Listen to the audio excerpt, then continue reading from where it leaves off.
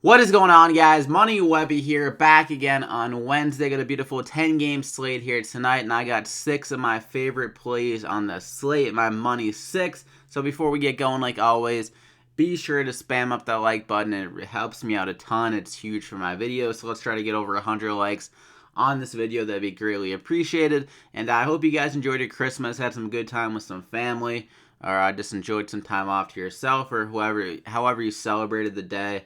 Hope you guys had a great one.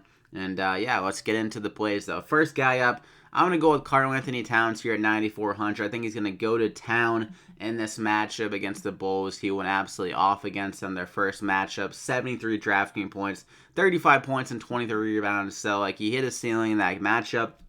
In the last few games, he's kind of been trending down. This game against the Pistons, he didn't have the same rebound ability, probably because Andre Drummond is such a good rebounder. And then against the Spurs in this game, this was a blowout. They got blown out, and the Spurs can be pretty good down low. And then against OKC, he got in some foul trouble. That's also a tough matchup, but he did play pretty well in the 27 minutes when he was on the court. But all in all, this guy can play a ton of minutes when he's just not in foul trouble or when the games are close. Like he was averaging around probably like 35 to 37 minutes per game in that range, and he had the big upside. I mean, like just 2 weeks ago, he had like 59, 46, 52, and 73 against the Hornets. So he has that huge upside, especially with like Jeff Teague out. Derrick Rose might be out of this game, so like he could have a lot more usage on his plate again in this matchup. And the Bulls just have been so bad. Wendell Carter's been pretty bad defensively here this year, allowing big games to center. So I think Towns can go over 50 DraftKings points again in this matchup. So I'm going to go ahead and lock him in there as my first guy. I think we're going to do a nice little center duo. So like I mentioned, Andre Drummond, so good rebounding in this matchup against the Wizards. Thomas Bryant has been allowing some huge games to centers. Since he's been in their starting lineup, like big men have been rebounding a ton against them. You look at the defensive rank for rebounds, they're like third worst rebounding defensively. Then they give up a good amount of offensive rebounds and stuff like that. So 9,200, Drummond could easily have like a 20 and 20 thing in this game. He has that kind of upside. Another guy here, he's been playing extremely good at home if you look at the splits here. Averaging around 8 more DraftKings points at home. And I think this game should be fairly high scoring. The Wizards and the Pistons, their defenses are not great.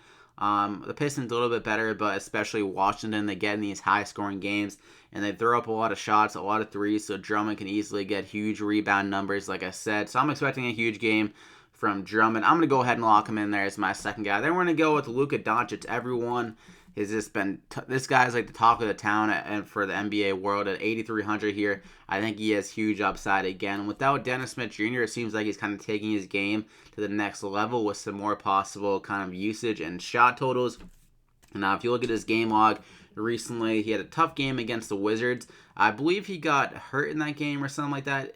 He came out in the fourth quarter. I don't think he returned. But then he came back in the next game and absolutely put on a show. Well, he had that crazy shot to send to OT, and he dropped 23 points, 11 rebounds, 6 assists. So he's a guy that can fill it up in every category.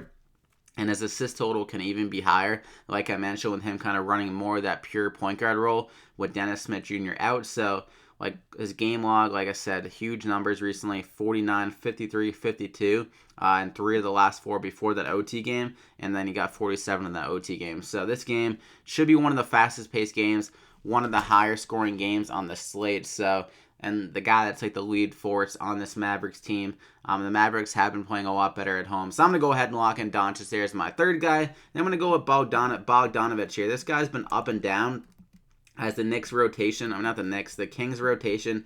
It's very kind of, I don't know, just very all over the place. But Bogdanovich, when he gets the minutes, normally he has very good games. So against the Pelicans last time out, he dropped 24, 7, and 4. He shot pretty well. 43%, not bad. It's just a little bit better than he has been shooting recently. I think that's kind of why his minutes have been down, because his shots haven't been dropping. But against the Clippers here, a team he did play against pretty damn well earlier this year, he dropped 26 points, 6 assists, and 4 rebounds. In this matchup, kind of a reason why I like him a lot, and I expect him to get a good amount of minutes, is because the Clippers, they play small ball for the most part.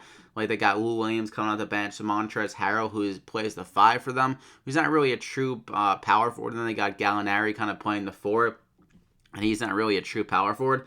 So Bogdanovich kind of fits that kind of small ball approach for the Kings if they put him at like the 4, or if they put him just at the 3 for Shumpert, who is just not a good player. Bogdanovich is just so much better for this Kings lineup. So 5,500, I think he'll be able to get over 30 minutes in this game as long as he's not like shooting extremely bad, and if hopefully Shumpert doesn't hit like a lot of shots when he's just in there at first. So I'm expecting a big game from Bogdanovich. Definitely a good GPP play because he has really good upside as price tag. So I'm going to go ahead and lock him in there as my 4th guy. Then we're going to go with Kuru here. I literally looked up how to pronounce it. I'm pretty sure that's how you pronounce it. But this rookie here, he's been playing extremely well the last 2 games with Allen Crabbe out the last 2.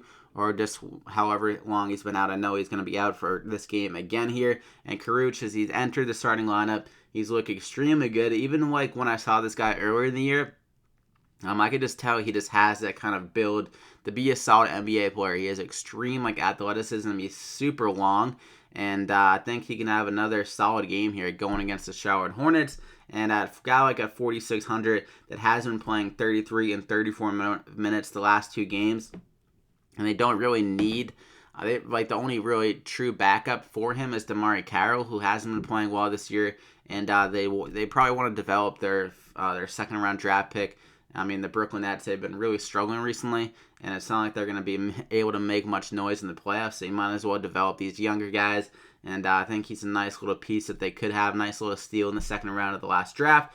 So with the minutes up, he's dropped 34, 33 drafting points. I think he can flirt with around 30 again here. He has the size to be able to get a few rebounds and can definitely, he's been putting up a lot of shots in the last 2 games. So another game here where I think he can return some value. So I'm going to go ahead and lock him in there. So my 5th guy, then a nice value guy here. He's definitely risky. Another guy here. His minutes in the rotation are very up and down. But when he gets solid minutes, he's going to return some value. So he's going against his former team, the Toronto Raptors, way back when. He was pretty solid of a player for them. Maybe he still has a little of a grudge for the Toronto Raptors for letting him go. But at 3,700 here, like I said, solid value when he gets the minutes. The last 2 games, 25 and 30 minutes. So his minutes have been trending up. And for this matchup, a reason why I think he could get a solid amount of minutes is because the Toronto Raptors, a big part of their offense has been Siakam at the power forward and then Serge Ibaka at center. And those are kind of guys where you need some size in the court. Like, they can't really put Kelly Olynyk in for starter minutes if Siakam's going to be out there so much. Like, he's so lanky and he needs like a tough defensive matchup, and James Johnson can provide that. So I don't know how Kelly Olynyk's really going to be like playing at the 4 that much with Siakam on the court. So I expect James Johnson to see over 20 minutes in this game, just to kind of counter some of that size that the Raptors have, like even Kawhi Leonard, Siakam, Serge Ibaka, just freaks of nature, and Kelly Olynyk is not a type of guy that can really counter that. So at 3,700, I think James Johnson can do some damage here going against his former team. So I'm going to go ahead and lock him in there, but definitely risky because his minutes could be down. But just like I said, I project for his minutes to be up again here in this game. So that is it, though. You got Doncic, Bogdanovich, Kurix, if that's how you even say it, Towns, James Johnson, and Andre Drummond. So good luck on this one. Hope you enjoyed it. Like I said, drop a like. Over 100 likes would be fantastic. Thank you so much. And subscribe to the channel if you haven't already. If you're new here, to continue to get these NBA DraftKings picks and just NBA advice for your DraftKings slates every single day. So good luck. You can follow me on Twitter at MoneyWebby for any updates on the plays. Like last video, I had my updated plays, and 5 out of the 6 guys were like 5 out of the best plays on the slate because we had some news with John Wall being out. So I tweeted about Bradley Beal in that game, who had like a million points. I think he had like 80 DraftKings points in the game. He had like a 40-point triple-double. So I tweeted about him. Yeah, he had 80 DraftKings points.